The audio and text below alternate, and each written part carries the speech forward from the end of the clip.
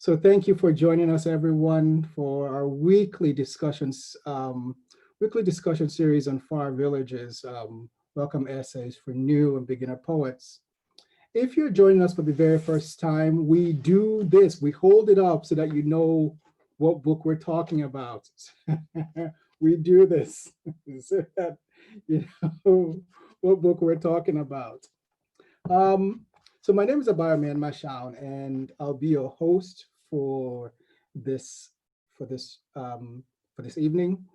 For the next hour or so, our panelists, Gillian Parrish, Kathryn Hummel, Jose Angel Araguz, will be talking about poetry as a way of seeing the world and poetry as a way of being in the world. For those of you, again, who are joining us for the first time, who are not familiar with our format, we'd like to talk about our format before we get started. So we have panelists discuss their essays for about 10 minutes or so. If you go over by a few minutes, we won't hold it against you. And then after that, we open it up for discussions. In the meantime, as the authors are talking and so on and so forth, please feel free to use the chat box for questions you might have. And we'll be sure to share those questions during our question and answer session. So I will go on ahead and read the biographies of our panelists, and then we will get started. I think, Gillian, I have you as going first. I have Kathryn going second, and then I have Jose going third. Okay. All right. I'm just reading your biography from the back of the book. Gillian Parrish spent some early years in the UK, some later ones in China and South Asia, and now lives in the brick and sycamore city of St. Louis, where she studied at Washington University and teaches as an assistant professor at Lindenwood University. Work has appeared in anthologies from Wesleyan Press, Black Lawrence Press. She's the author of 2 books of poems, Supermoon and Of Rain and Nettles Wove, and co-translator of a collection of poetry by Chinese poet Yang Jian. I hope I'm saying that correctly. She serves as the mothership of Spacecraft Project, a journal that features interviews with artists and new work by writers from around the world.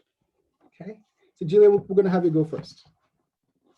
Great, thank you so much. I want to say thank you, Abayo, the so sensitively editorial work that you did. I felt so at home in the section you put me in, and so much resonance between the different just phrases from everyone's essays and people that are here tonight and also not here tonight. So just kind of a shout out to that. And Black Lawrence is a really great press. I have a lot of fiction, like Shana McAuliffe's new novel. Like there's just a lot of cool stuff coming out of Black Lawrence. So thank you for that.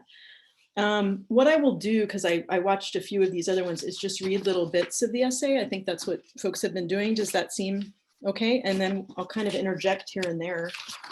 And I'm going to read kind of how I think and kind of how my book I just had come out works. And I would say that what's in Far Villages is probably as close to theory as I'm going to get for how that book works. And that book is about but its process is for very busy people.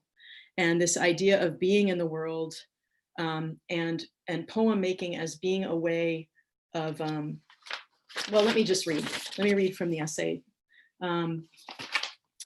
So against the grain of our current cultural training, and to kind of pause and think about culture, it's what we're cultivating. It's this kind of collective decision, like dividing things that we're going to decide matters or not matters. So against the grain of our current cultural training, this space of poem making in our day and on the page is more receptive than acquisitive. And I'll just pause, but in our day, I'm really interested in poem making as a kind of clarifying of consciousness. And something that Jose talked about was that blurring of, the personal and becoming, wider than that. So that idea of poem making in our day and on the page is more receptive than acquisitive. Our culture trains us to be very acquisitive. And so I'm interested too in how not to play the cat and mouse with our poems, how we don't just sit and wait like a mouse, I mean, a cat for a mouse, but we're more like an open window. Kathryn talked about poems and walks. Like, we don't plan what's going to be on our walk. We might know the route, but like what we encounter is fresh and new. So the idea of kind of being more like a window that, you know, smell of wildfire, sadly, smoke might come in, or a gunshot you might hear, or a bird might fly by. But like, I really like the idea of a poem making as that kind of training of our awareness, or our, you know, ourselves, our lives. So this idea of the mind as more receptive than acquisitive, agile and open to coincidence and change, which is kind of some of what the stuff of the world is made of. A space of listening, of loving attention, of a nimble, moving, yet deeply rooted mind. Nimble and moving, but deeply rooted. And so that kind of is a little of my crypto meditator that I usually don't talk about, but the idea of awareness, of this is a training of awareness. And so, you know, I noticed Jose talked about motion, like every word by word and line by line, this motion is happening, and we're tracking that. Our mind is moving with that. And I say, poems are a zone. I mentioned George Oppen, who writes of coming to know ourselves by clearly seeing the things we live among, you know, together. We're here, we're making all this together. So poems as a zone of reflection, of pulling the stuff of the world, the stuff that is us, out of the flow of time, out of the speed of our times, so we can see, feel, turn these things over. Lines turn, right? Couplets turn, there's turning between the lines. Turn these things over in our minds, in our hearts, in our guts, by way of the words formed in our throats that runs between them. And to talk out of the book again, you know, we have that 10th cranial nerve we're learning about past 12 years, the vagus nerve. It's the vagabond nerve, vagus like vagabond. It wanders from, you know, up here in the brain, wraps around our heart and lungs, has everything to do with respiration and circulation, down into our guts where we feel things, you know, when you get the bad phone call or the good phone call and your stomach flips. So I find that the poems, or I try to, they're an extension of sensing. And so if you've got that kind of sixth sense going on, they're like a seventh sense. And how do we make them a tool for integrating inside and outside? I'm going to read just another thing about that. Poem making can be a practice of listening, of hearing lines that rise from voices inside and out. It can be a school of silence.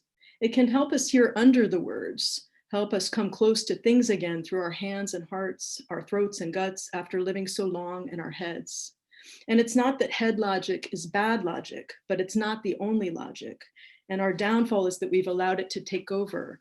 We've allowed a very narrow way of seeing to swell into a terrible habit of abstraction that is decimating the forest for the trees.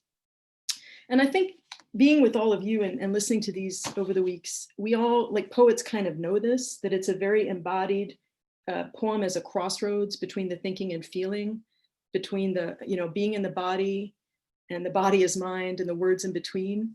But I can't think, it really is a medium. We use that word in arts, but it is really like a mediator between all of that, an integrator of all of that.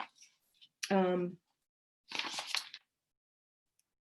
know, and the second piece of this, and I want to be mindful of everyone's time, but the second piece of this is this idea of busyness. And so I say elsewhere, for a healthy society, which ours is not, I think we all are well aware of that, writing can not be only for people with free time to spare.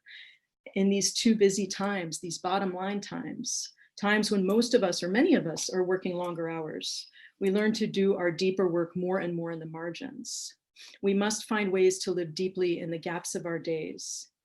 And we may find that writing in the gaps makes for honest lines, because we're writing in the midst of the moving world, not writing apart from it. And I talk elsewhere about just, you know, walking in the morning, driving to work, taking a bath.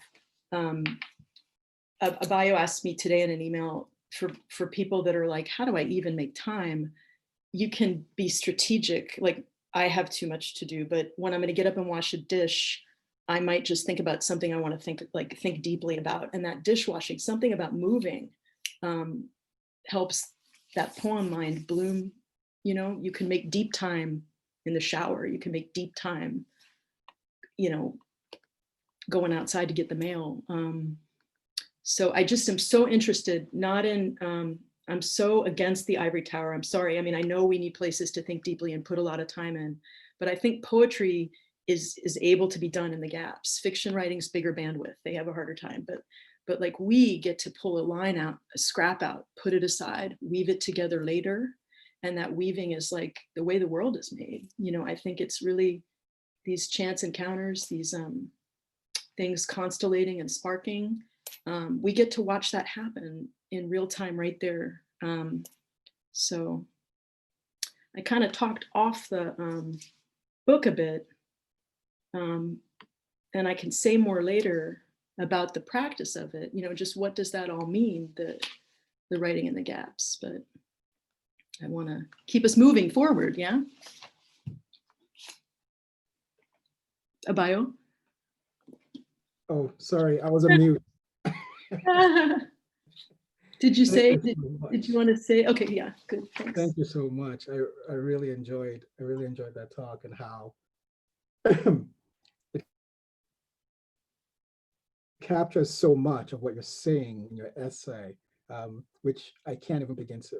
I look forward to delving into in more detail later on when we have open discussion.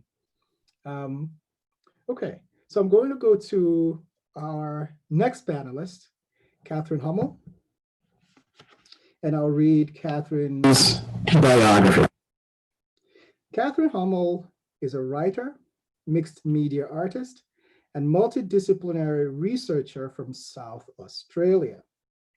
She is the author of Poems from Here, The Bangalore Set, Splashback, The Body That Holds, and A Few Francs for Dearest Dominic, as well as the recent Lamentville and print edition of Splashback. Kathryn's work has been published, performed, translated, and anthologized around the world. Recipient of the NEC Mean Jing, I hope I'm saying that right, Essay Writing Competition Prize, and the Melbourne Lord Mayor's Dorothy Porter Award. Kathryn's writing has been nominated for the Pushcart Prize, among others. Kathryn holds a PhD in social sciences and edits nonfiction and travel writing for Australian creative arts journal, Verity La. I hope I said all that correctly. Kathryn? Myself. Am I audible? Super. I haven't heard that bio for a while. I've since whittled down considerably. And I haven't actually read my essay for a while, or Abayo, I've explained to you by email that I live in India. So it's now 5:47 in the AM. And my book was sent to my address in Australia. So that my situation right now kind of sums up, I think, what I try to touch on in the in my essay, which is about having stumbled upon poetry writing when I lived in Bangladesh. And in it, I call myself a reluctant poet, but I was thinking this morning and listening to Gillian, I think probably I would be more of an accidental poet, more than a reluctant poet. The reluctance was never there. I think I always had a passion for literature and writing. I just didn't know what came into poetry. And in my essay, I talk about that a little bit, about living in Bangladesh and being inspired by certain mentors and certain literary influences from that country. But I suppose my essay is really about trying to find your place or your identity and being okay with one that is probably not very conventional. As I said, I come from a social science background, and when it comes to writing poetry, I studied very little of it. I never took a writing class. I didn't even really used to like reading poetry very much. I was always a prose person. And so having to somehow forge an identity as a poet was, and even, yes, coming to call myself a poet, I think perhaps beginner poets might understand, like trying to find that kind of place or that role without knowing exactly what it means yet, or what, even if they belong to a certain scene. And I talk about scenes in this essay.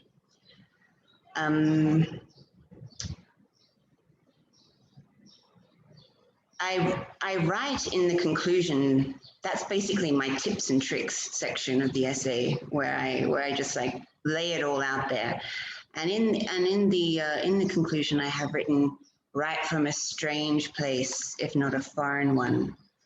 And that is very resonant of my experience, again, coming to Bangladesh and not only starting to write poetry guided by my mentor, Kaiser Hock, but also being inspired by the country itself and the culture there. And I talk a lot about the poetry, or some of the more prominent poets of Bangladesh, and also what poetry actually means in Bangladesh. And that's the bit I'd like to actually read, not as a kind of instructive guide, but because I think it's important to have that kind of inspiration by osmosis. Like, being in Bangladesh, I could barely help but write poetry because of what poetry means there. And this is the bit. Bangladesh contains a unique poetry culture. Except in the opinion of my friend Feroz, who thinks all poets make too much noise and only write to persuade objects of desire into bed, a la Robert Herrick, identifying as a poet in Bangladesh is respectable, even admirable. Writing poetry is a popular hobby for many. You will often hear rickshawwallas intoning the lyrics of Rabindranath Tagore as they cycle the streets. The feelings Rabindranath relates, my friend Hasna once told me casually, are the ones his readers recognize within themselves. Like a great gardener, he digs them out from deep inside. Lalon Shah, the Baul poet and musician, is generally revered in Bangladesh, not only for his creative works, but his lifestyle and philosophies that espouse a vision of the world free from caste, class, and racial discrimination. In Bangladesh, it's common to refer to celebrated poets by their first names, an informality born of intimacy rather than disrespect. To me, poetry seems well mixed into the lifeblood of Bangladesh's culture, hardly surprising since it is composed and recited in a language that Bangladeshis fought for the right to speak freely. In post-colonial Bangladesh, this history is muddled by the elitist associations attached to learning, speaking and writing in English. Yet even when I was just beginning to study the Bangla language, I was able to feel through hearing it.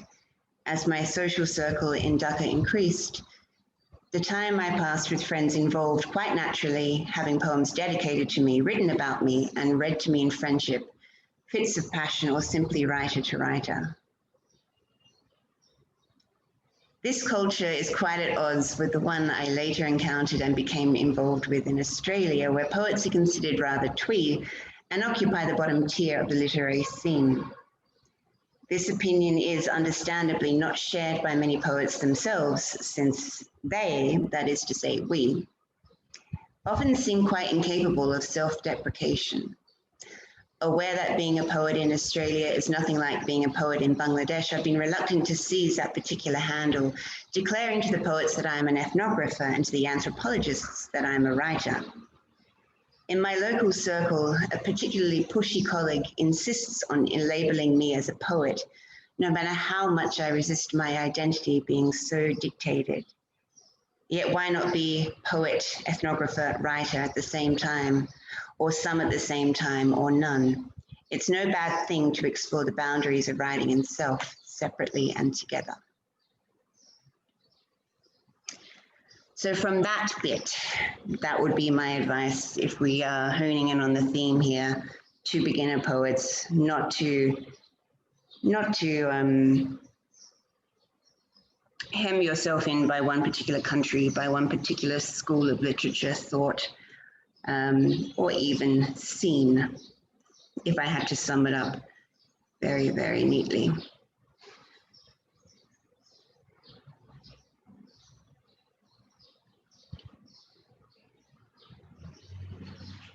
That's about it.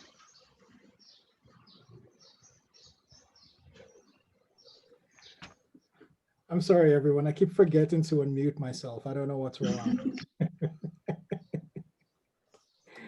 Thanks so much, Kathryn. This notion and an idea of having a wide cultural perspective, I think, is important, not just for not just for beginning poets, I think for experienced poets also, to read beyond one's country, the literary scene of one's country, and so on and so forth. I think is very important. And I hope we can talk more about that in a minute. So the next person I'm going to introduce is Jose Angel Araguz. And Jose is a Cato Mundo Fellow and author of 7 chapbooks, as well as the collections Everything We Think We Hear, Small Fires, Until We Are Level Again, and most recently, An Empty Pot's Darkness. His poems, prose, and reviews have appeared in Crab Creek Review, Prairie Schooner, New South, Poetry International, and The Bind. Born and raised in Corpus Christi, Texas, he runs the poetry blog, The Friday Influence, and composes erasure poems on the Instagram account at Poetry Amano. A faculty member in Pine Manor's College's Solstice Low Residence MFA program, he also reads for the journal Right Hand Pointing. With an MFA from New York University and a PhD from University of Cincinnati, Jose is an assistant professor of English at Suffolk University in Boston, where he also serves as editor-in-chief of Salamander magazine. Welcome, Jose. Thank you, Abayo. Thank you for you and Kathryn for the awesome sharing that y'all did. I feel like the space of the anthology, but also the space of getting to kind of be here tonight and share thoughts with you is so refreshing and necessary, especially for me. And I feel like it's a natural progression. I'm looking at my notes here, and I feel like we've gone from kind of seeking the poem and the poetic space in everyday life from Gillian, and then Kathryn, this idea of like an accidental poet. I love that. I feel like, and also the different ways we're seen depending on culture. I think that's very valid. My own particular essay, which is entitled Keeping the Conversation Going, or Some Stories I Can't Tell Without Rolling My R's, a meditation on Latinidad, disidentification, and some poems, has origins, I feel, in some of that blurring, some of that, well, this is how one crowd reacted to me, so what is it like when another crowd reacts to me? And kind of not just waiting for paradigm shifts, but making paradigm shifts kind of happen, which poems do, poem by poem. So I really like the organic way this is flowing. And another thing I'll say about this essay, the phrase, there are stories I can tell without, there are stories I can't tell without rolling my R's, is something that I've just looked up upon over the years. And it's something that I'm happy to like keep telling people, because there's no clearer way to say it for me. My family's from Matamoros, Mexico. I was born and raised in Corpus Christi, Texas, so my background includes border politics, between US and Mexico, but also a lot of kind of like self-hatred that happens in South Texas and in predominantly Hispanic communities, where you will be at home speaking one language. Speaking Spanish is what I did with my family, and I still do. Spanish is a language I learned to pray in. It's also a language I learned how to connect with people with first.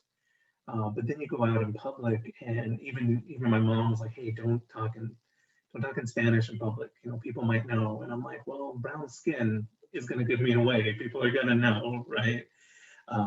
But parents are always going to want to give you tools to survive.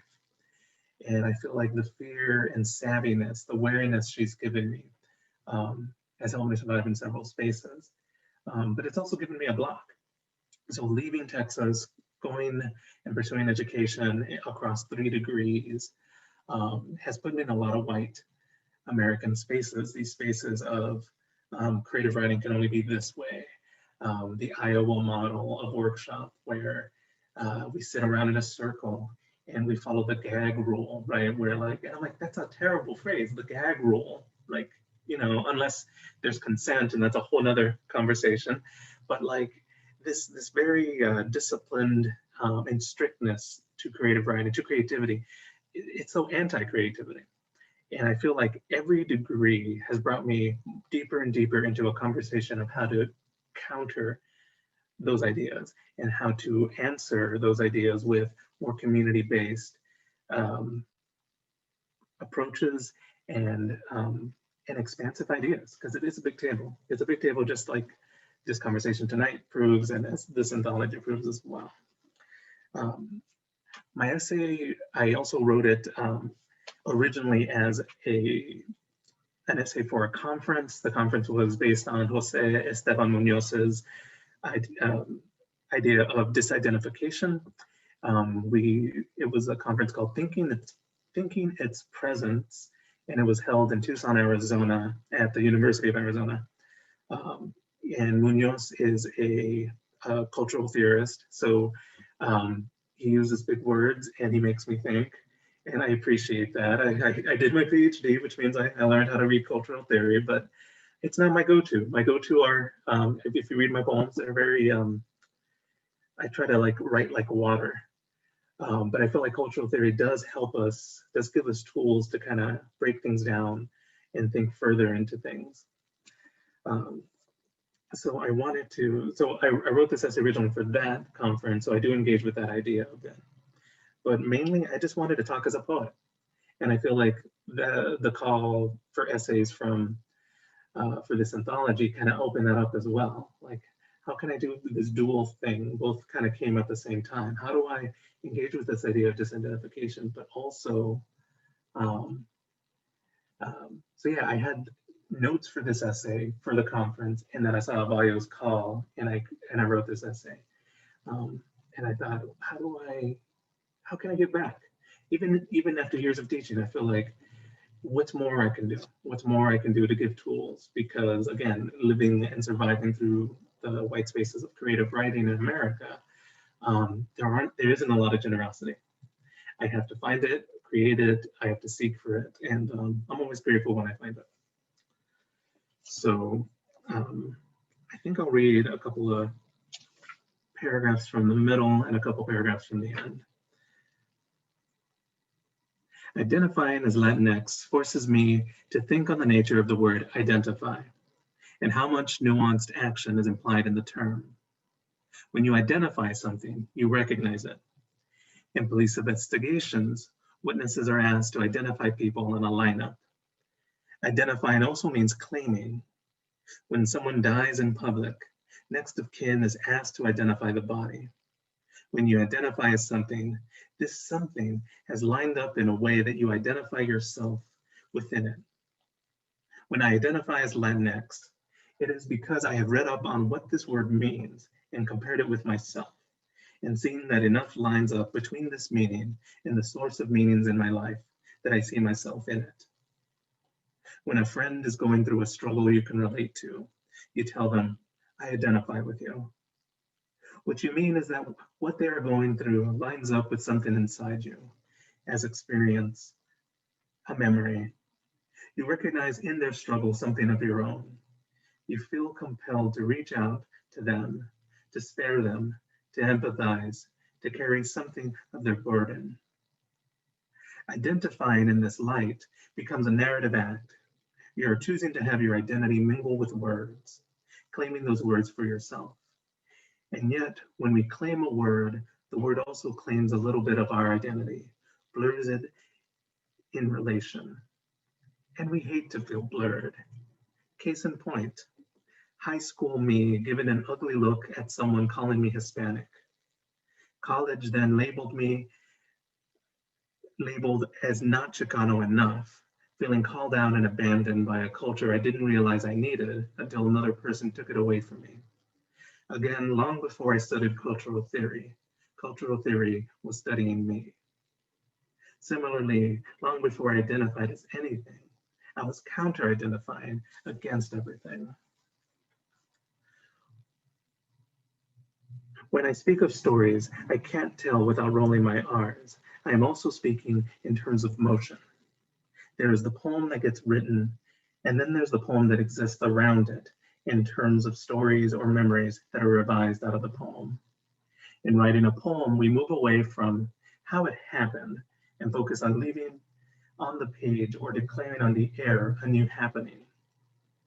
And then I kind of go into the second section of my essay, which is me presenting poems that I've written and doing these little meditations after each poem, talking about what's in it and what's left out.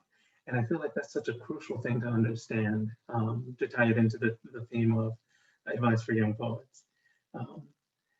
Sometimes you won't be able to leave a poem alone. Sometimes poems don't leave you alone. And it goes back and forth, poem by poem. And one in particular that I want to share, I'll read this poem and then I'll read the little short prose meditations on it, is called The Name, which I wrote about my grandfather on my mother's side. And my last name isn't shared by my mom. My mother's last name is Lopez, and my father's last name is Garcia. And somehow I ended up with Araguz, which is a whole drama in itself, right? But the poem doesn't go into it. So I'm not doing that poet thing of like telling you what the poem's about and then reading you the exact same thing. I'm telling you there's a whole bunch of drama not in the poem. But what I do in this poem is kind of engage with narrative, this narrative act that I talk about in the essay. The name. Ask where the name comes from, I grow quiet. And in another voice begin to tell how those ending in Z are from the Moors who ruled Spain 800 years ago. Some agree, read into my black hair and dark skin what they wish to. I let the disguise of story take over. Let it pass across the feeling in my chest that tells me I have lied, even when I haven't. A name is wind and ink. A name is memory. What does it matter? What does it matter? My mother didn't want my father in my life, even a name, and reached out to her father for his. Who remembers that? And who can clearly tell it when Mexicans stack up last names like a trail of crumbs behind a person, syllables broken out the whole to meet and make another whole, a map of breath drawn over so one can't get lost. Eventually, everything gets lost. What does it matter? What does it matter? Letters and sounds hold, become a space where the lost young man I am can look and catch a part of the old man my grandfather became. What does it matter? Except that I remain and have to face the name, have to explain it, give it meaning. The name, the house at the edge of the landfill, the hat held in his hands as we talked, the wind leaving behind a faceless and fleeting sound. Asked where the name comes from, I go quiet. What's in the poem? How much I know about my grandfather and the name I inherited. How little I know about my grandfather and the name I inherited. How much form can hold and how much repetition can expose. What is left out? How I hadn't questioned my name too much until I was invited to spend the night with a friend's family in Abayomi, New Mexico. how my friend's father ran the local mosque and was the one to begin conjecturing about the Z in my last name. How I spent years after wondering about origins and how little I knew about origins. How when my grandfather died, I was in Oregon. How I had come in from the rain carrying groceries and listened to the message my mother left, her voice breaking through static. How I felt the cold from the rain seep into my bones. How I put down the phone, turned and put away the groceries. How this poem moved from tightly rhymed terza rima to a looser argument in 3 10-line stanzas. And I'll stop there in terms of reading from the book and kind of wrap up with a quick statement on just that dichotomy, or not dichotomy, but I guess the series of Venn diagrams that make me up. I realize education plays a large part. Like education for me was not just like getting smart and like outsmarting people. Like it's never that. I was lucky to go to school. That was made clear by my mom. My mom had me when she was 14, so like a teenage parent. And growing up, I was just like, well, I'm lucky to get educated, so let me just keep going. And I knew I loved words. And the farther I've gone in my education, whether it's the MFA at NYU or the PhD in Cincinnati, this love of words has always kind of like been braided thornily with these rules, whether they're the rules of the publishing world and this is not how we act, this is not how we write poems, or if it's the rules of unspoken racism, of, well, we don't put Spanish language into poems in English. They need to be solely in English. Meanwhile, they're quoting Latin and French, right? And here I am now, a professor, years later, and still living far away from my family, which is its own mess. Always drama, right? But that thorny braid, I still love words, and I'm in my classes now. And something, Gillian, you said that we should question the ivory tower. We should question the traditions. On a regular basis, my students can tell you this, I talk smack about T.S. Eliot because as much as he was a great poet, there were a lot of problems with him. And there's a lot of things, there's a lot more poets. It's a big table. So I feel like my love of words is always being challenged, and I always have to meet that challenge with words, whether creative ones or critical ones. And I think I'm teaching my students how to do that and be fluid as well. All right, I'll stop there. Thank you.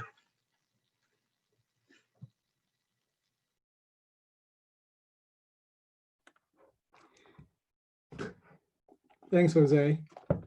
I think that some people might be upset with you that you're trying to take T.S. Eliot to task here.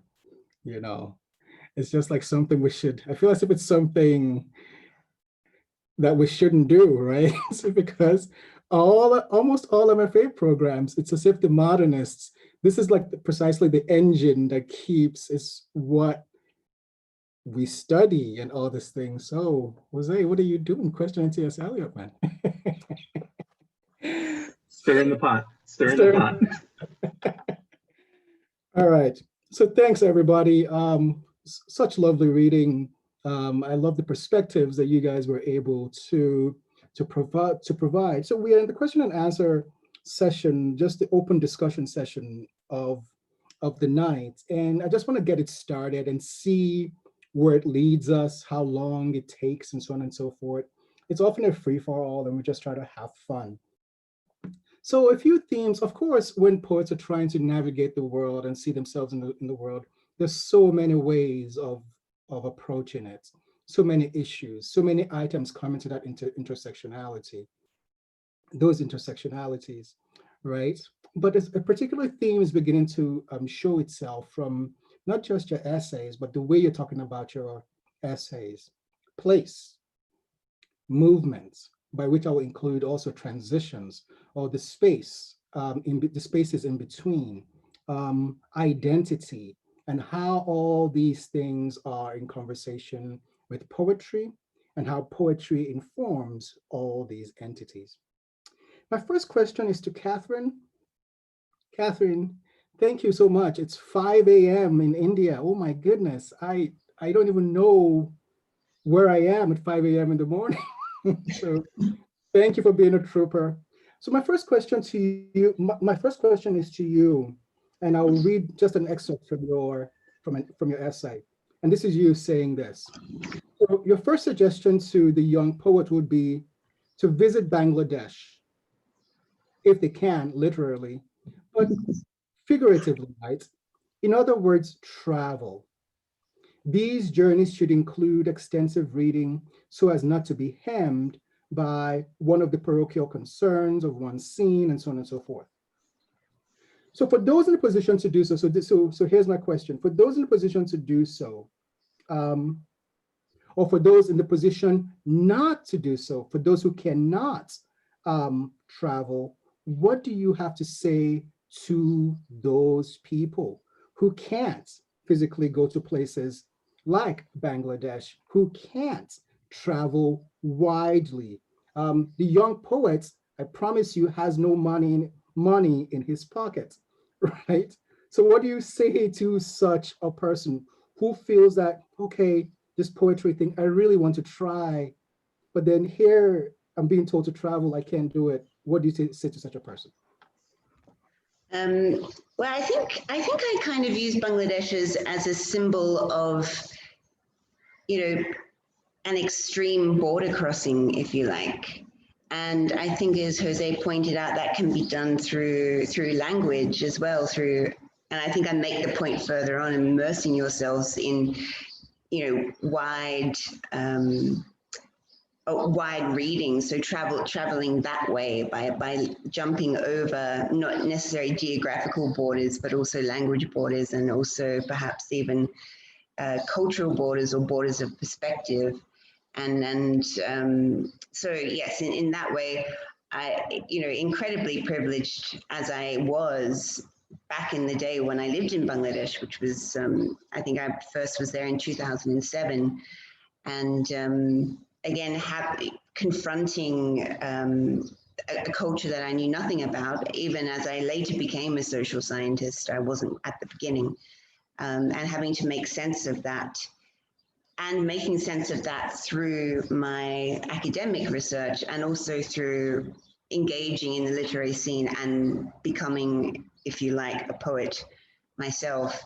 I think all of that was just constant border crossing and constant, if we're talking about identity, constant negotiation of identity, particularly as a white person in Bangladesh, a so-called developing country and a post-colonial country as well. So if I'm going back to your question, if you can't travel physically and have to confront all of the things that are involved in traveling or in actually living in a culture different to your own, then I think the recourse available, and one that's stood the test of time, is to do that through different literature. And even, I can't really comment on society in general in the US. It's been a while since I've been there, and my knowledge is very, very meager. But I would say that there is enough diversity of culture in most places in the US where those borders can be traversed. Very simply, I think it was Chesterton who said that you just, to experience the world, don't travel to the other side of it, just hop over your neighbor's fence and find it that way. So I think even if people can't come to Bangladesh, and I would recommend that everyone does, because it's a unique and wonderful place, and doesn't get a lot of attention in the scheme of the world as compared to India. Yes, I would say there are many other ways of crossing those borders and having those experiences, not simply physically. Thank you so much, Kathryn. So insightful. As you were saying that, I was just thinking to myself about this idea of borders and boundaries and national spaces. So for somebody like me, I'm an immigrant And the idea of boundaries is, for me, it's fluid. It's not so concrete. The notion of home, place is this kind of fluid thing. But for those people who are not immigrants, they may not have this kind of fluid notion of home. But so I'm trying to wrap my head around, I'm trying to balance what I'm thinking with what you are saying, and how this can be helpful, right? If you have this kind of relaxed notion of space when it comes to reading, when it comes to writing. If you can go there, go. If you can't, then allow yourself to read beyond what's going on in your own space and in your own particular space, and maybe even time too. I really love that. Okay, so I have other questions here, but I wanted to see if we have questions coming in. No? Jose, let me bounce this idea back to you. This idea of boundaries, whether fluid or concrete, how do you navigate that when it comes to your own poetry? Since we're talking about the poets in the world, boundaries is part of the world, right? It's often a source of conflict, people coming in, people going out, keep people out, keep people in.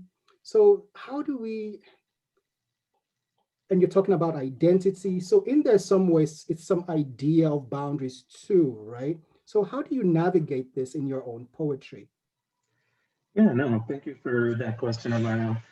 You're making me think of a couple of things. I think one thing that Kathryn was talking about that came to mind to kind of transition into this is a quote by the rapper Common. He talks about the more you see of the world, the more you see of yourself. And I remember quoting that in a job interview once for a teaching job. And I added to it, I said, I'm like, okay, the more you see of the world, the more you see yourself. And I pursue this in terms of reading, in terms of diversity in reading, whether it's diversity of cultures represented in the readings that I teach in my classes, but also the reading, the diversity of time. Like, let's not just read now, let's read then. Let's not just read Shakespeare, let's read what are people doing and breaking apart in the sonnet now. And I remember I literally got laughed at in that job interview. We're talking 2008. That's a whole other story, a lot of drama. It was kind of a room full of people who were not friendly, but hey, I got the job interview and I didn't get the job, but I gave a good answer. I gave an answer that I still feel was strong. But to talk about this idea of boundaries, building off of that, the first word that comes to mind is respect. I feel like it's respect for other cultures, it's respect for where you're traveling, but also respect for yourself. Especially now during the pandemic, I'm asking people any opportunity I have, I'm like, hey, be kind to yourselves. And I'm sharing with y'all, I'm like, hey, be kind to yourselves. I feel like as a world, because of the virus, we're doing a lot of compartmentalization, where we're putting away what we would grieve just to get through the day. And we're going to be feeling the effects of that for years. And all we can do is get through a day. Even now, where I'm like giving to fundraisers to pay for funerals, or providing or giving money to fundraisers that are given to for protesting. I feel like there's a lot of like heaviness that we're navigating. Some respect for other cultures, but also respect for the self, respect for the creative spirit. I feel like the creative spirit, I think of haiku. I was taught haiku in second grade. Bless the teacher who taught me 575 counting. I wrote about all the important things that you're told to write about as a second grader: vampires, Ninja Turtles, Greek gods, a lot of haiku. And now with a PhD, I get to be like, oh, well, I work in syllabics and prosody. I'm like, no, I'm just counting on my fingers. I'm writing 3 lines at a time. But I often think about haiku and tanka and haibun, all the Japanese poetic forms that I enjoy and that I love and I write in. And I think I'm like, okay, where is the where's the line of like, maybe I'm culturally appropriating? And I feel like because there's such a great tradition, in the example of haiku and other Japanese poetic forms, there's such a history of writing it about it in English. And actually, like, just to give you all a 101 on the history of haiku, it actually went from Japan. I think an ambassador from France translated it into French in the 1800s. And then a bunch of people, English ambassadors, a Mexican ambassador, Englishmen took it to England, the Mexican ambassador took it to Mexico. So we're talking into French, into English, into Spanish.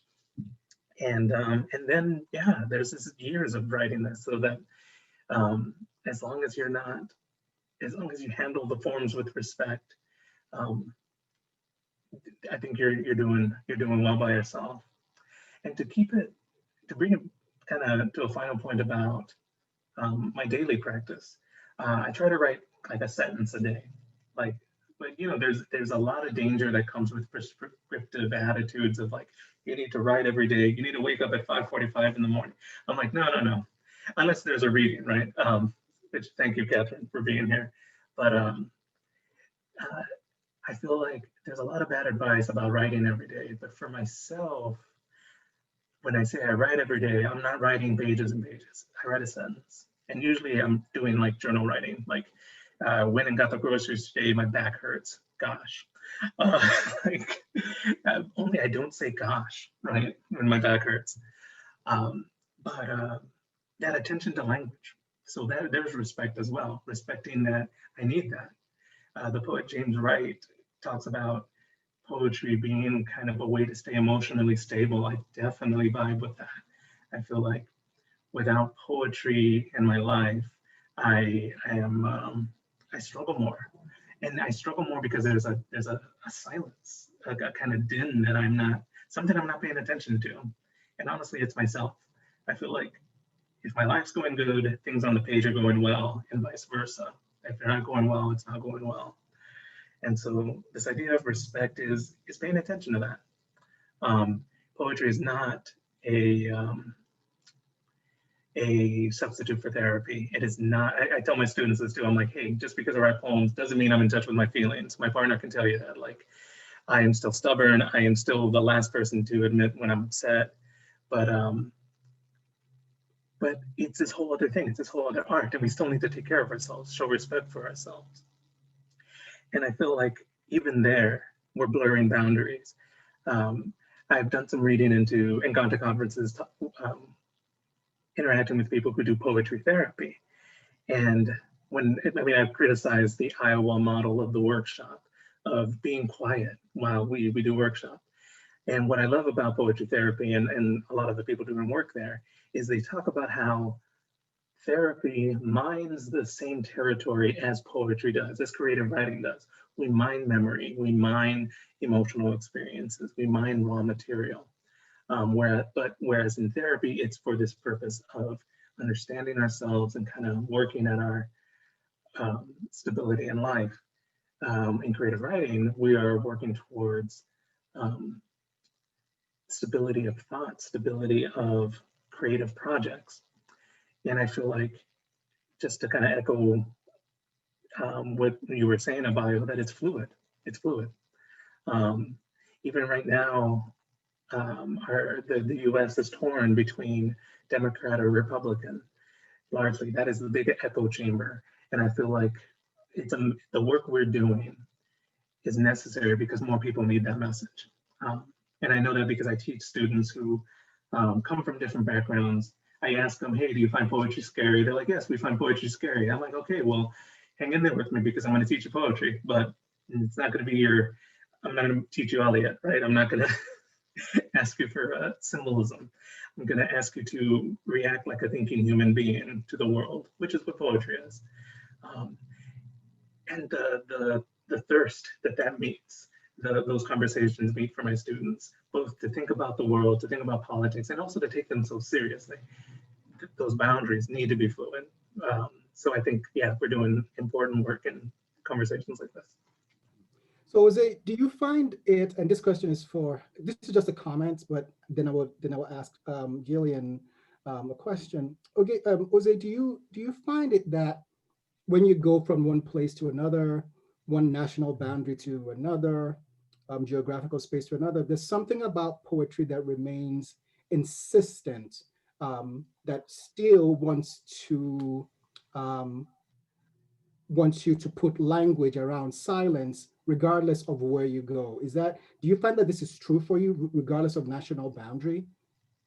Oh yes, oh yes. What you're saying makes me think immediately of all the poets that I just um, fall in love with. I think of the Greek poet Yanis Ritsos, who, when I found his poems, I'm like, especially his short lyrics, I'm like, oh wow, you can write like this. You can engage with metaphor and image in a way that like opens the mind surrealistically. I'm like, I didn't know that. And I mentioned him specifically because I don't know Greek. But knowing Spanish and having read Spanish translations of like Pablo Neruda or Garcia Lorca and questioned them and being like, hey, I know this language. This isn't exactly meeting the par, like what I would expect. Knowing that someone is able to engage with the poetry and bring, because I mean, there's that quote from like Robert Frost, I think, poetry is what's lost in translation, that there's this core thing that people are able to bring from one language into another, the poem, right? This weird orb energy thing. And once it's brought into another language, we can still feel it. The poet in us, the reader in us can feel it. Yes, I very much think like there is something that is consistent. So while my response to you is based as a reader, I think as a writer too, I'm like, whenever you travel, you're free of context, and immediately you want to change. You're like, oh, I'm not doing my morning routine. I'm doing something else. And at first, maybe you're cranky, but afterwards, you see, you go out and do a walk, and you're like, oh, I didn't know that it was so sunny here. And even that becomes a line in a poem. Like, I didn't know it was so sunny here. Or the rain falls different here than what I'm used to. Like, words lead to words, and we kind of, again, I come back to Kathryn, you're talking about becoming an accidental poet. I feel like that's the only way to become a poet. Like, you realize, oh, this is what they mean. This is what they really mean. It's not footnotes. It's this experience is a live experience. We have questions coming in. Oh my goodness. Oh wow. I will work from bottom to top. We have questions coming in. So Gillian is saying, I love the idea of poetry as uniting, being, and doing. Can you share more about your process of capturing the sparks? I think that Gillian is asking this question, but we can put this question to all panelists, right? So can we share more about our process of capturing the spark, while keeping in mind this notion of poetry as uniting, being, and doing?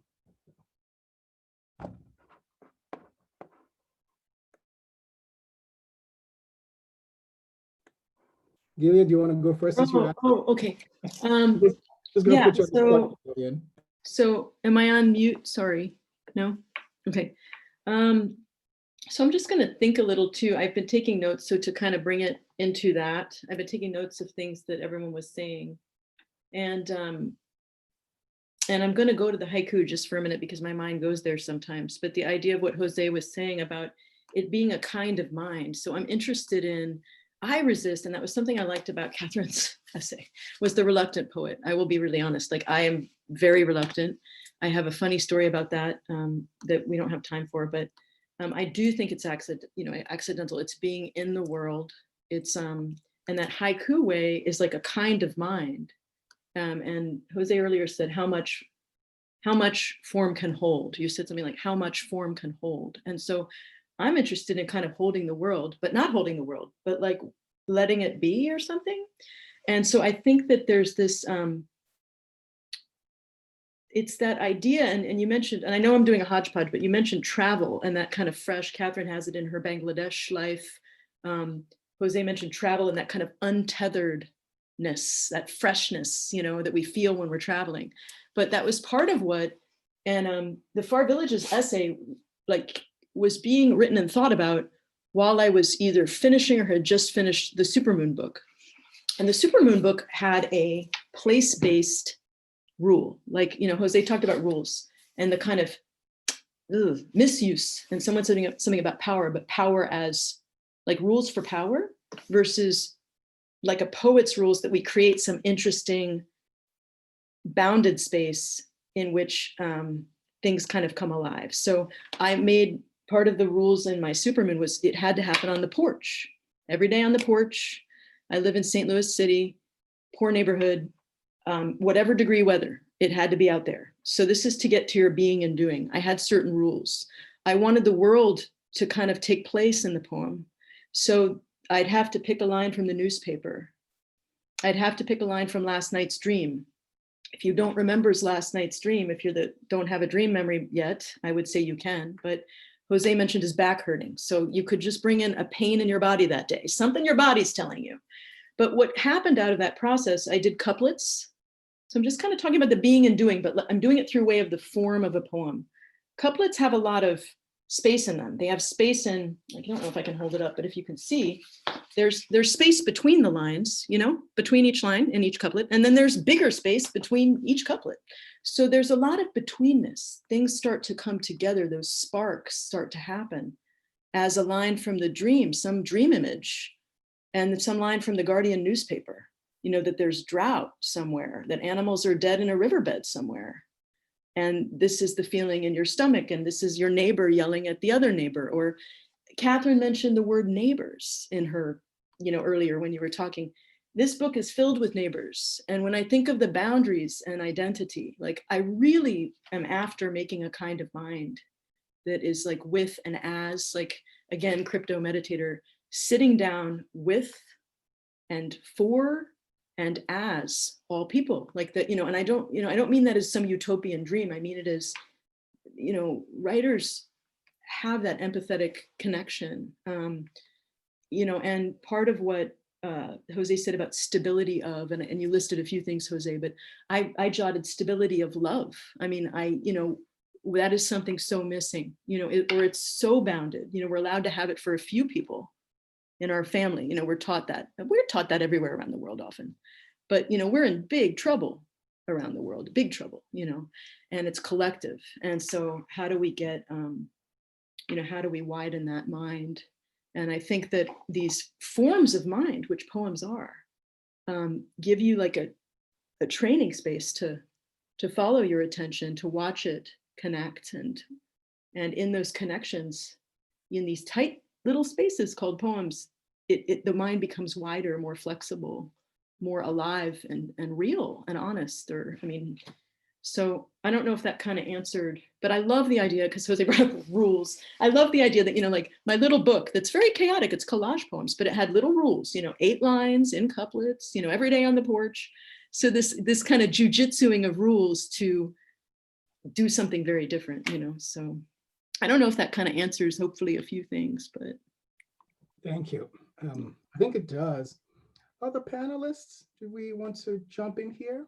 We have so many other questions. I'm trying to stay disciplined here. No? Did we want to go to the next question? Jose, thank you.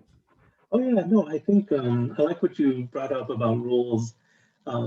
There's an essay I read by Billy Collins where he points out the games poets play. I think that might be the title. But he talks about Dylan Thomas's collected poems. He says that Dylan Thomas at one point wrote, as a prologue to his collected poems, he wrote a 100-line poem. And the poem is written it's the prologue to his collected poems while he was alive. And it's on one page, 49 lines, and on the back page, the rest of the poem. And he rhymed the first line with the 100th line, the second line with the 49th line, the third line with the, and so he did this amazing thing, right? And then you find a couplet in the middle, right? Line 49 and line 50, except, and I don't know if he planned this, but he was a Scorpio, so I'm like, maybe he planned this, where the 49th line, which would be part of that couplet, the 49th line is at the bottom of the first page, and the 50th line is on the first line on the back page. And so you can't even find it. So whoever discovered this, was a real geek, and I love that.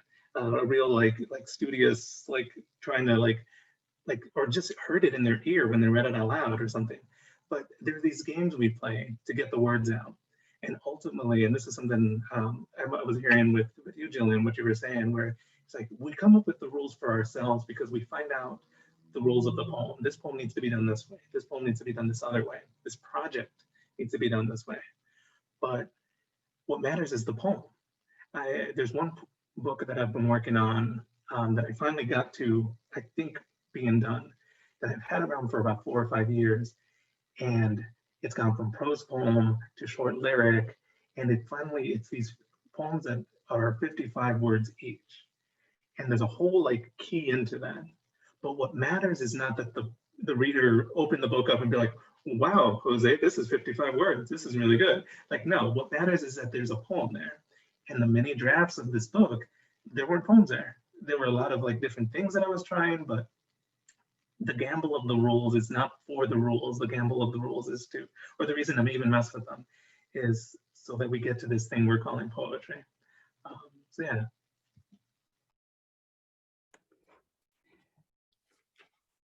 Kathryn, there's a question here for you, and I'll go in and read it aloud so that everybody can hear, and our people who are watching at home.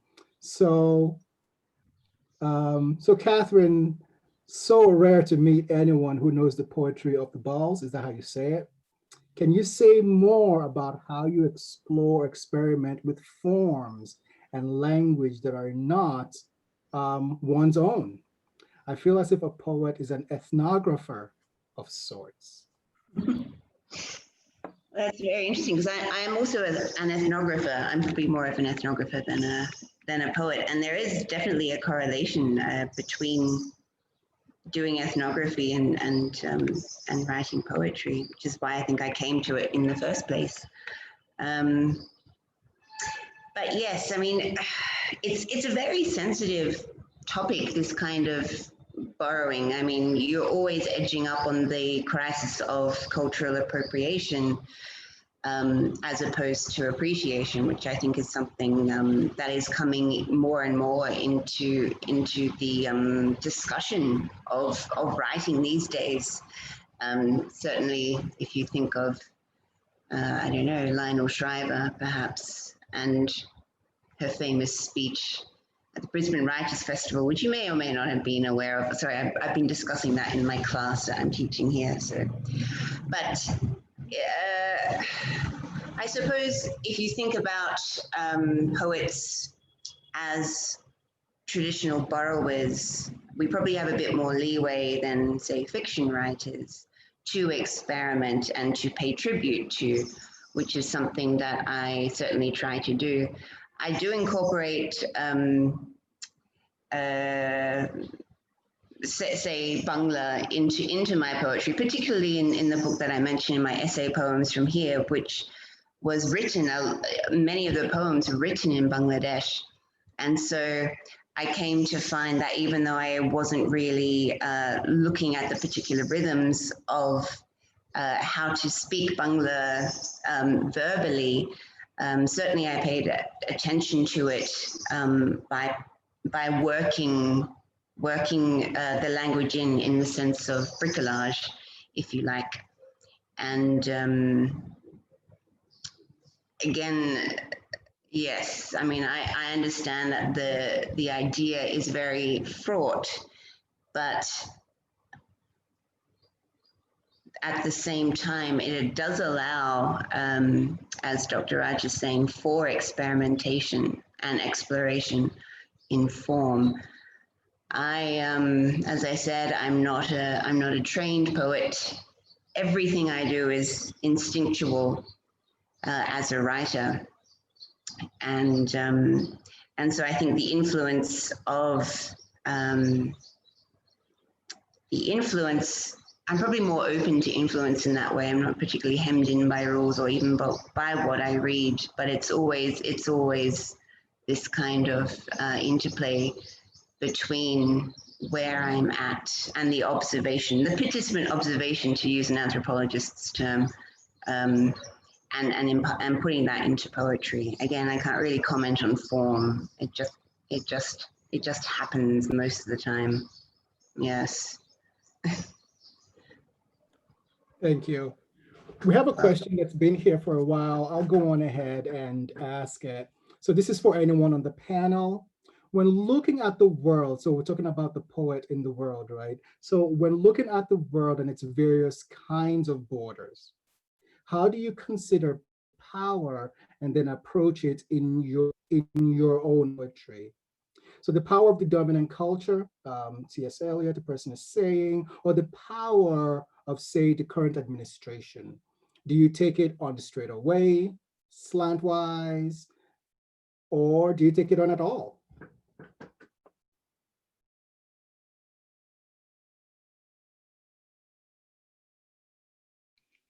I will say, and then everyone, Jose, you look thoughtful too, and Kathryn.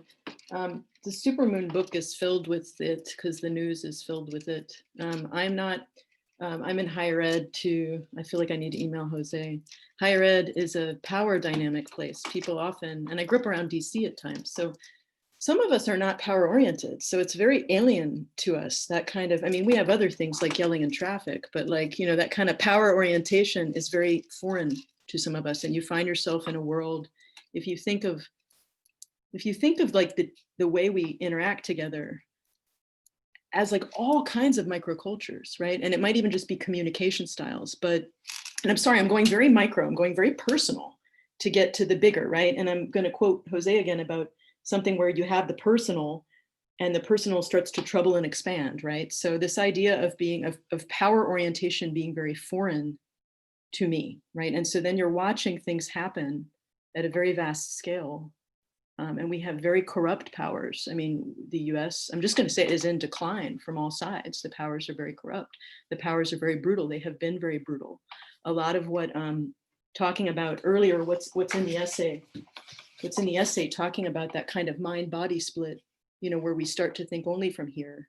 That is very deliberate, I would say. That allows murder and plunder.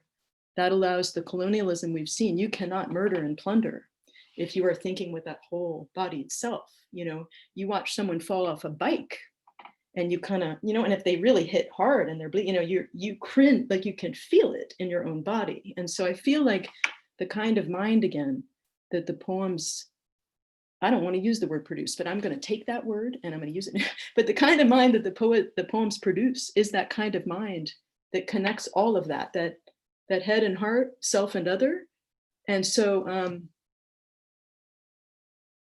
Jose said aligned earlier. He talked about stability, right? And this kind of, you mentioned alignment, but coming to that kind of alignment in which that kind of power that the question's about, you know, I don't know, it's the opposite of that kind of power, that power over, that kind of power to plunder, that power to own, order, you know. So interesting that poems are a kind of order with a lot of, you know, chaos. Anyway, just a bunch of stuff there. But that's part of why, like, I haven't talked much about my book Supermoon, because it is pretty political, and I, in its way, I mean, it is actually, and I don't have tenure, and it's not, you know, it's just kind of, but it is, you know, there you go.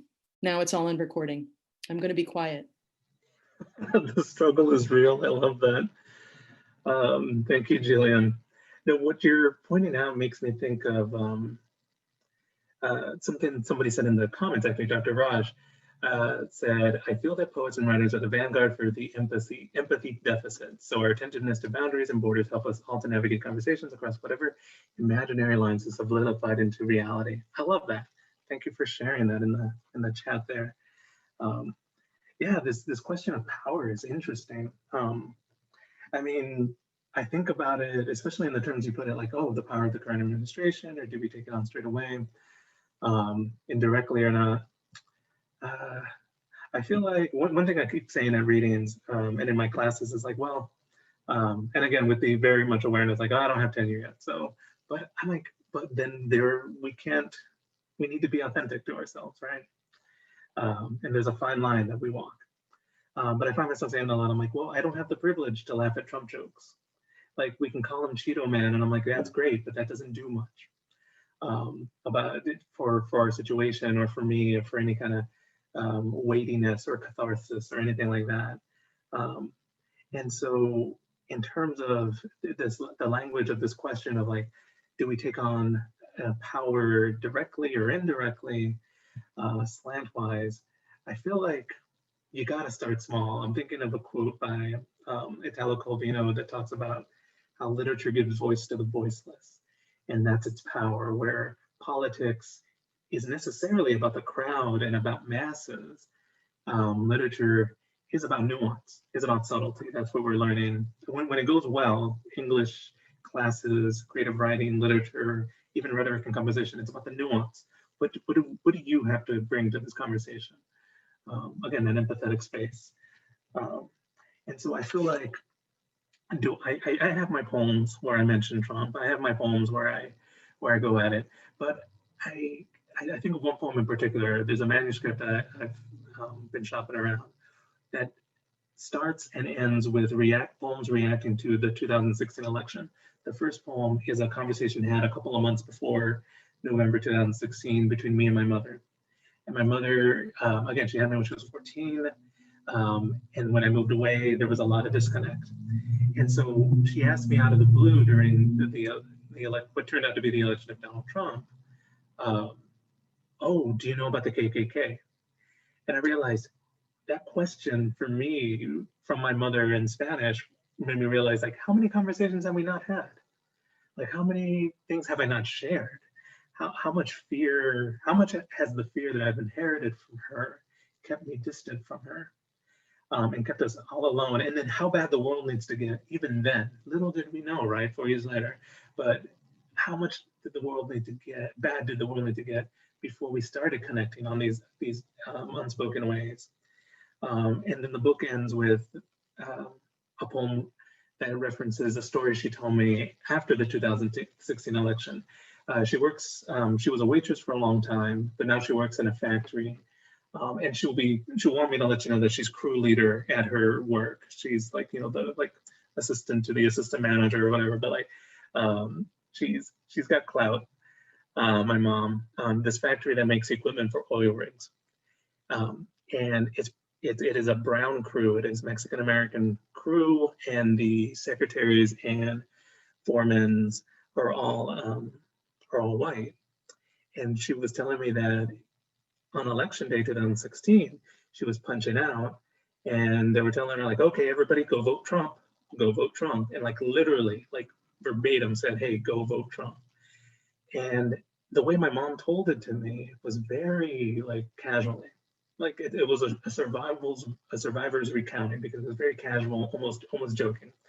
But I'm like, no, I imagine in the poem the silence of that drive home before we have that phone call, and the thoughts that maybe she doesn't know how to, or not that she doesn't know how to. She's a smart woman. It's too exhausted, perhaps, to engage with, or too busy taking care of something else to engage with. So I'm kind of like engaging that in the poem. Like, what is my role in all this, in sharing her story? And it's to carry forth this narrative, this nuance, this very subtle thing that nobody will hear about, that nobody can tell if I don't tell it.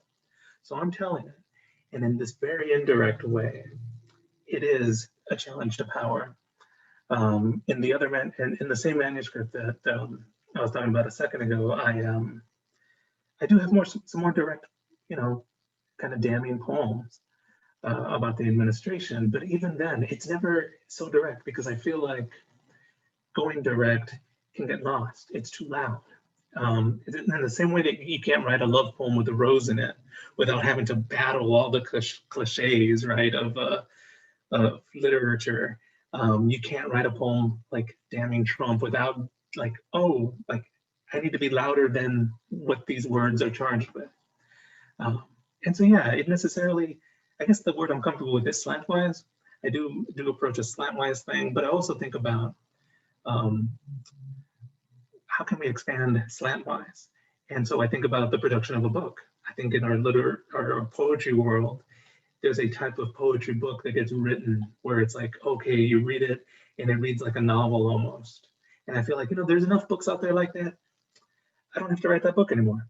Like, and it's taken me 20 years to realize I don't have to write that book anymore. The book that wins awards, or the book that feeds the taste of contemporary aesthetics. I feel like a book has many journeys to create it. Why should it be many journeys to read it? So like, what's that book like? So even that is a challenge to power, I feel. It's a challenge to, along with an empathy deficit, like not necessarily an attention deficit, but a dwelling deficit and an inability to dwell on things. So that's where that question takes me.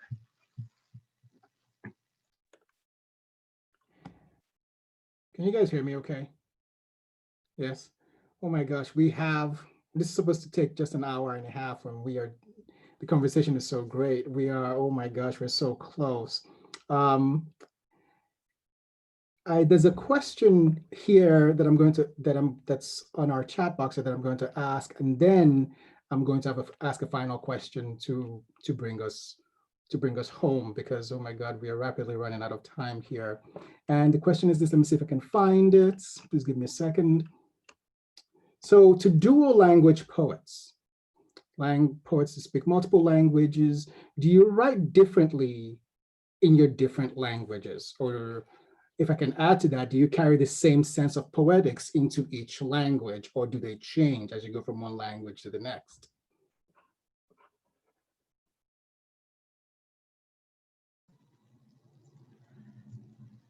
Yeah, no, I'll jump in. I feel like, thank you, Jose. oh, of course. I'll jump in and say it's two different minds.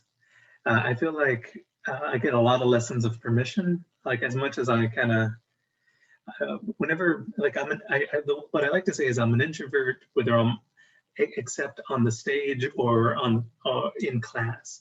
When I teach, I have to keep people awake, and when I perform my poems, I have to keep people awake. But otherwise, I'm very introvert. I'm very like, minding. So I wish for the confidence I have when I'm involved in these conversations, which again is probably why I feel like emotional stability is tied with my writing life, because I get braver in these spaces, whether it's the blank page or talking with poets like yourselves. But to tie this into the question, yeah, it's a matter of permission. I didn't get involved into the prose poem until I read a foreword by Jorge Luis Borges, where he talks about, well, in a book in his preface to In Praise of Darkness, he talks about like, well, there's some sonnets in here, there's some terza rima, and there's some prose poems, or things that look like essays. And a lot of people say they're not poems, but I say they're poems. And I'm like, you can just say that. Similarly, when I write in Spanish, I've had to do a similar, like, finding my own rules. Again, we're back to that idea of rules and subverting it and making it our own. I feel like I grew up speaking Spanish. I still speak it with my family, speak it fluently, but I didn't grow up reading Spanish. And so when I first went to the Barnes & Noble and found the Pablo Neruda translation by Merwin, I'm like, all right, I can read this. I know I speak Spanish fluently. I look at the Spanish and I'm like, oh, this is real Spanish. This is literary Spanish. It's up here. And that Neruda was throwing me some big words. But then I look at the translation and I'm like, oh, that's not exactly right. And that's kind of where it began, where I began to reconcile who I am in English versus who I am in Spanish. And then I read Rainer Maria Rilke's French poems. And here's a kind of like an anti-lesson, because he talked about writing in French in terms of like, well, I've written everything I can in German. So, but French lets me start new. I'm a beginner in French. And I'm just like, well, that seems kind of like big ego. That's interesting. Still love the poems, lovely poems. So I feel like a lot of what I'm doing when I write in Spanish is I'm trying to relearn the steps, similar to Rilke, of like, oh, there's ways to sound poetic, and then there's ways to sound like myself writing a poem in Spanish.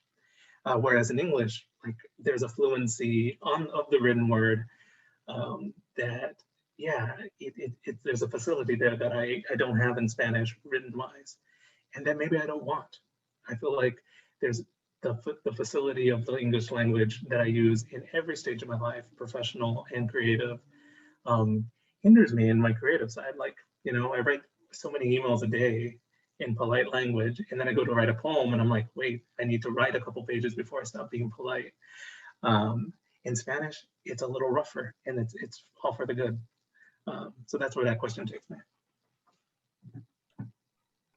Kathryn Hummel, you speak multiple languages. You read and write in multiple languages. You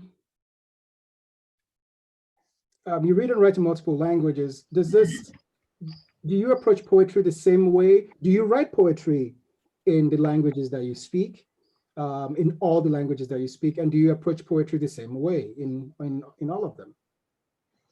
I don't really write poetry in any other language than English. As I said, I often borrow from other languages, but because I probably publish predominantly in English-speaking countries, that is where I write. But I do translate. I do translate poetry, and that's of course another form of border crossing.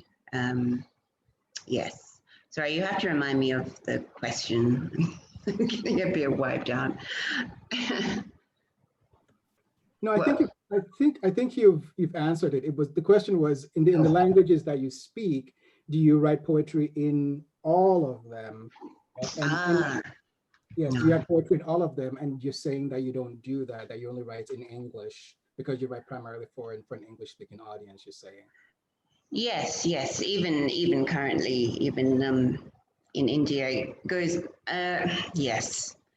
So, I mean, while I would like to be confident enough to write a poem, say in Bangla, or which just trying to think of the other languages I've studied, like French, no, I think probably in that sense, I'm happy to take a more kind of,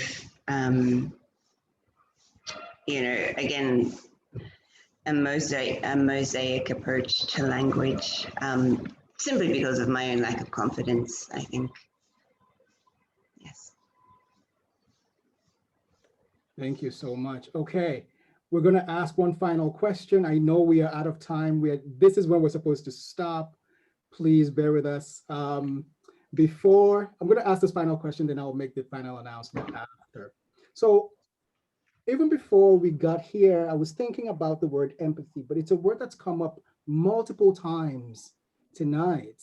And in a way, empathy ties into this idea of borders, right? So if we see the border of the self, empathy allows us to see beyond that, to see beyond ourselves, right? So my final question is this to all our panelists, and we can take it from any direction we want. In what ways can poetry help us see beyond the borders of the self, to move us toward what I'm calling an empathetic imagination? Can poetry do this? Should poetry do this? Should young poets concern themselves with this? Should they decide, for empathy, who cares? You know, can you guys help us? Can you guys help us out, please? Sorry, I just realized I'm unmuted, so I'll jump in. That's okay. I think empathy is kind of a byproduct of writing poetry. I don't think it needs to be in someone's consciousness. Just like writing political poetry, you don't have to say, yes, this is going to be my underlying message. It simply comes out in the poems themselves. And I think that's the same for empathy. I think the nature of writing poetry and trying to forge emotional connection and exposing one's inner thoughts and feelings in order for people to recognize themselves in it is something that automatically, if you like, or accidentally generates an approach from empathy.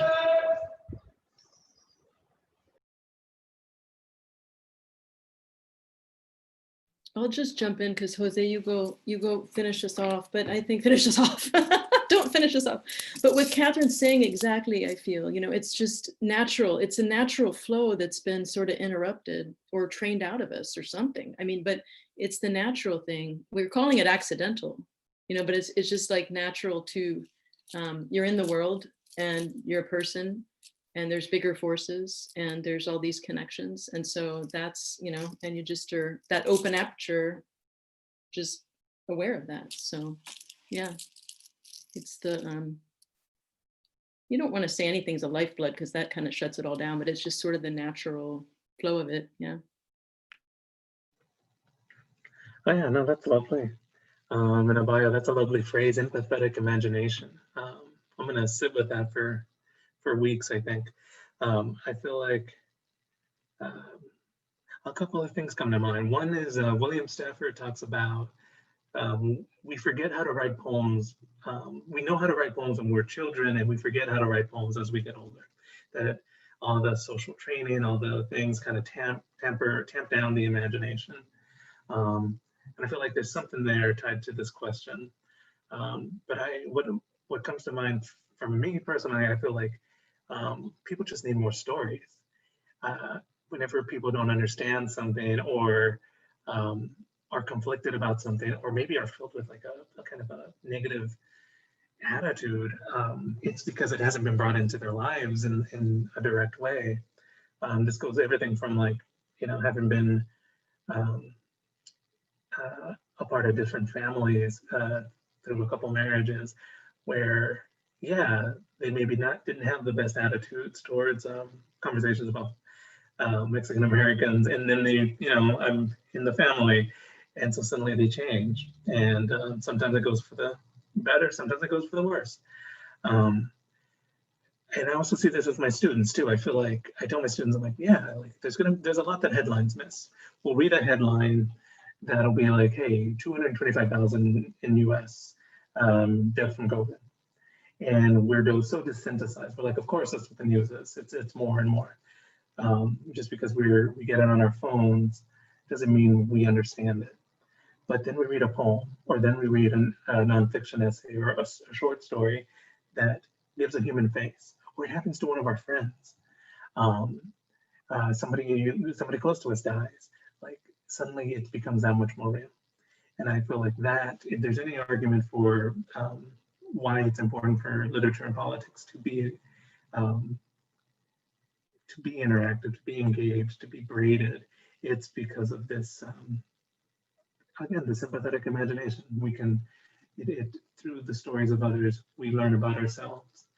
And I think that's powerful. And so, yeah, in terms of what I would encourage to young poets, in terms of our theme, it would be that to know that that's the mission. The mission isn't the big award or the big prize or to be recognized in this circle or that circle. All that stuff is fine. But do you recognize yourself? Are you empathetic to yourself? Do you respect yourself? Do you respect others? Are you creating works that not only win you awards, but that win you being remembered? And the things that people remember are not, balanced by trends, are balanced by human connection. And I feel like that's where I kind of go with this question of empathetic imagination.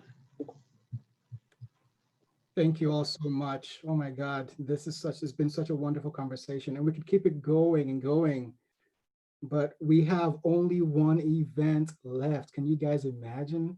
We've had 10 of them. 9 are available on YouTube. This will be the 10th. This will be the 11th one. Is that right? I'm losing count here. And all of them are all available on YouTube except the first one, when we're just starting out. But oh my God, we have only one event left, and we hope that you can join us next week Tuesday. No, not next week Tuesday, November 10th. Next week Tuesday is elections. Please go vote. So we're going to be bringing the whole conversation to a close by talking about perspectives on writing and the writing life. So we're going to have Joan Leota, Victoria L. Davis, Michael Rather, Richard Astida, David Bergman, and John Hall. They'll be here talking to us about this as a way to bring this conversation to a close, which I really do not want it to close, but it's just what we have to do. So thank you all for coming. Thanks for the wonderful conversation. And people are showing me stickers that they voted. Thank you for voting. And We'll see you guys next time. Thank you.